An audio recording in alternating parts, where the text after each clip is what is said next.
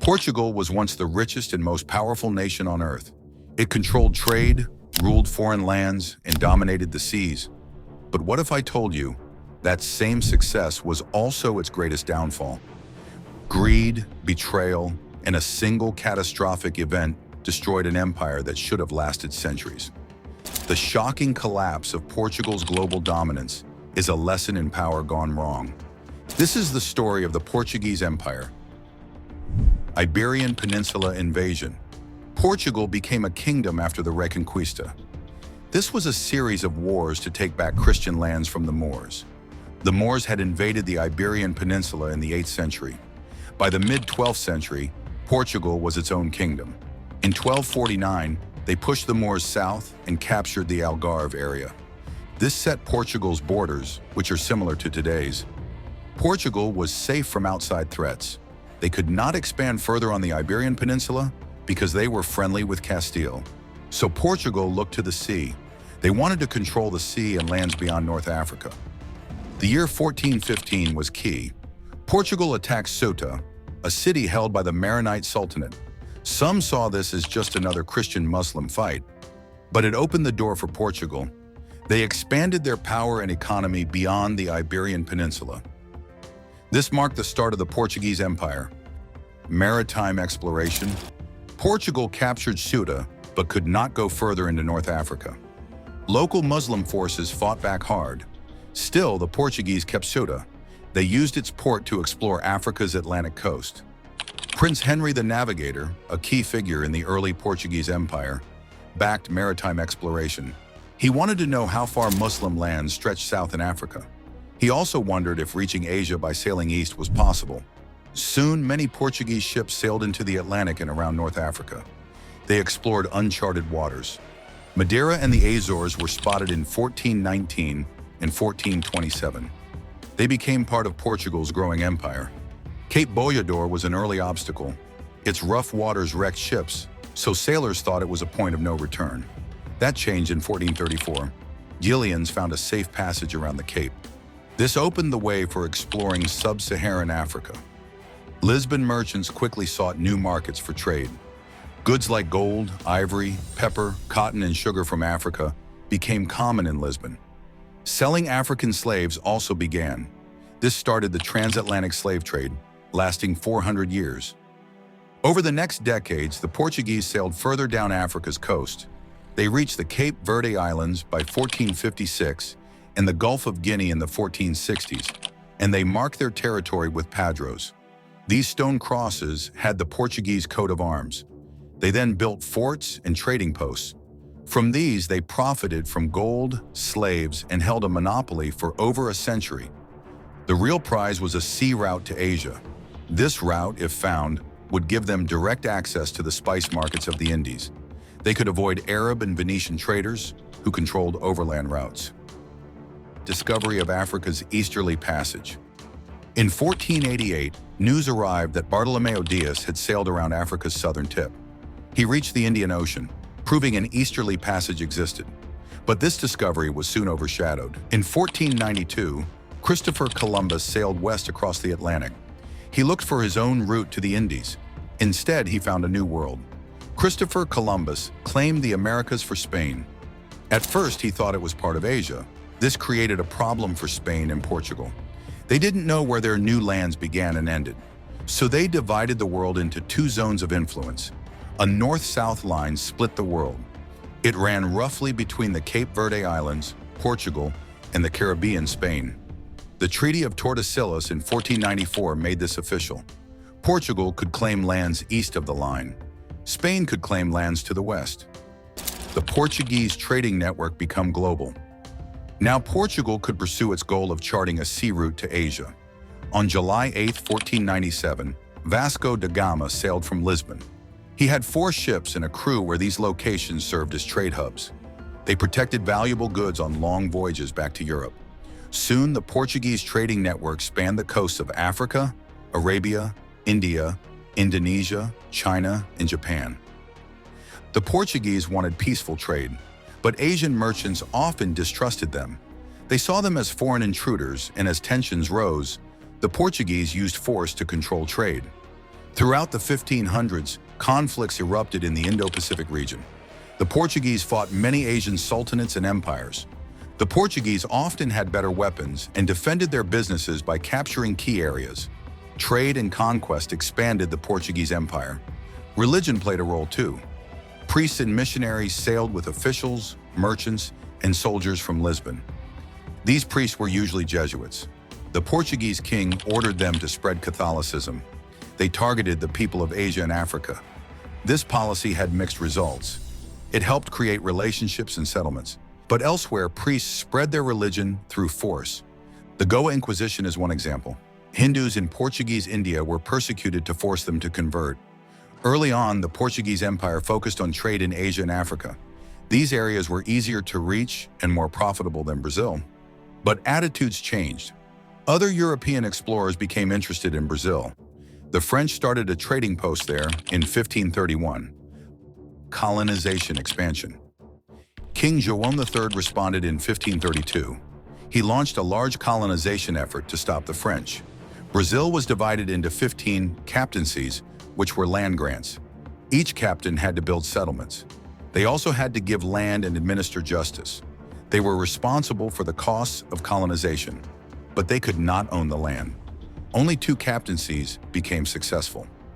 This was mainly due to growing sugarcane. Sugarcane production required much labor. It became reliant on enslaved Africans. About 4 million Africans were enslaved in the Americas between the 1500s and 1800s. About 40% of them were sent to Brazil. The Portuguese presence in South America grew over time. The cities of Bahia, São Paulo, and Rio de Janeiro were founded in the mid-1500s. The Great Impact, Spanish invasion, and war. A major shift impacted Portugal's empire in 1580. King Sebastian's death 2 years prior caused a crisis. Philip II of Spain invaded and claimed Portugal's throne. This joined the Spanish and Portuguese crowns and their empires. This union was called the Iberian Union. Though ruled separately, Portugal faced new issues. Spain was at war with England, France, and the Netherlands. Portugal was pulled into this larger fight. These European powers all wanted their own empires. The Dutch became Portugal's main rival. They had just won freedom from Spain in 1581. Skilled in trade and sailing, they sought Asian riches. England shared this goal. Both learned Portugal's routes to India and Indonesia's spice markets. By 1600, the Dutch and English had bases in Asia. They were in Surat, Madras, Bantam, and Sri Lanka. This angered Portuguese traders. More European traders meant more competition. This also led to fights. The Dutch started attacking Portuguese trading posts and colonies. The Dutch-Portuguese War lasted from 1598 to 1663. Battles occurred across the globe. They fought wherever their interests clashed. Portugal held off the Dutch in some places. One example is Brazil's Second Battle of Guararapes. However, they lost land in Asia and Africa. Malaysia, Sri Lanka, and the Gold Coast fell. This war caused more losses for Portugal. They lost ground around the Persian Gulf. They were also expelled from Japan. Local rulers saw Portugal's weakness and took advantage. Portugal ends their union with Spain. Portugal's loss of colonies pushed them to end their union with Spain. They felt Spain ignored them and favored its own interests. The Portuguese Restoration War began in 1640. John IV became king, and the Overseas Council was formed. It controlled all parts of the Portuguese Empire. Portugal's colonial power declined as the 17th century went on. Other European countries filled the void. England gained control in India. The Dutch took over what is now Indonesia, Portugal's most valuable territory. Brazil became Portugal's most important territory. Gold and diamonds were found in Minas Gerais in 1693. This led to a gold rush and many people moving there. Within 40 years, Minas Gerais had 200,000 to 250,000 people. Prospectors came from Portugal. African slaves were brought to work in the mines. The gold rush greatly increased Portugal's income. By the mid-18th century, gold was 46% of Brazil's exports. Sugar was still the main source of wealth. The Portuguese Empire regained some power. The quake that ended Portugal's power. However, a major earthquake struck Lisbon in 1755. This was the start of the end for Portugal's colonial goals. The earthquake caused financial problems. It also killed 40,000 to 60,000 people. This made it hard for Portugal to recover. Revolutions spread across the Atlantic in the 18th century. The 13 American colonies declared independence from Britain in 1775. This inspired the French Revolution in 1789. The Portuguese Empire also faced this. Brazil, its largest colony, started to show dissent. At first, there were only small slave revolts. However, a feeling grew in Brazil that it should be independent. The year 1808 was a turning point. The royal escape. The Portuguese royal family fled to Brazil. They were led by Prince Regent João VI. They moved the royal court to Brazil to escape Napoleon's invasion. In 1815, Brazil became a kingdom within the United Kingdom of Portugal, Brazil, and the Algarves. The capital moved from Lisbon to Rio de Janeiro. This strengthened the desire for independence in Brazil. In 1822, João VI's son, Dom Pedro I, declared Brazil an independent empire. He stayed in Rio and seized the opportunity. The Portuguese Empire was much smaller. It had only some Asian outposts in Angola and Mozambique in Africa. Portugal tried to keep its remaining empire in southern Africa. They wanted to connect Angola and Mozambique across the land. This idea, the pink map, angered the British. Britain had the world's most powerful empire. They wanted their own connected colonies from Cairo to Cape Town. The end of the empire and start of World War I. In 1890, Britain told Portugal to stop the pink map plan. This ended any chance of Portugal rebuilding its empire. This public humiliation showed Portugal's weak government. The Republican movement gained strength. On February 1, 1908, King Carlos and Prince Louis Philippe were killed in Lisbon. Republican activists did it. King Manuel II took over, but he fled in 1910. The monarchy fell and Portugal became a republic. World War I in 1914 further weakened Portugal's empire. Germany wanted to expand in Africa. They aimed for Angola and Mozambique. At first, there were only small fights. Portugal declared war on Germany in 1916. They focused on helping allies in France. This left their African colonies open to German attacks. After the war in 1918, the Treaty of Versailles let Portugal regain its land. In the years between wars, another coup happened in Portugal. In 1933, the Estado Novo, a right-wing regime, replaced the Republic. This new government stayed neutral in World War II. They wanted to protect their empire. After the war, people wanted to end European imperialism. They called for colonies to become free.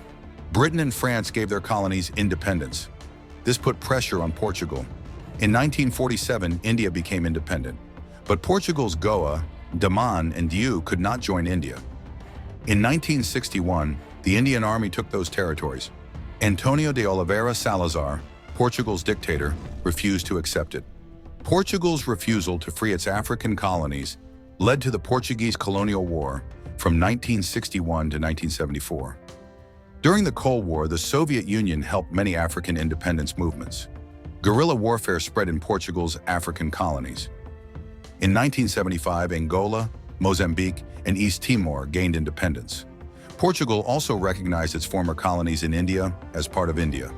Macau was the last Portuguese territory to change hands. On December 20, 1999, Macau went to China.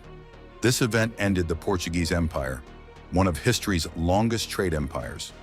The Azores and Madeira are now self-governing areas of Portugal, yet the empire's impact remains. About 250 million people still speak Portuguese. Most vital, sea routes made by early explorers still carry global trade after 5 centuries on. Now that you've watched this, the next video explores modern Portugal, where we dive into the southern and northern regions of Algarve in part 2.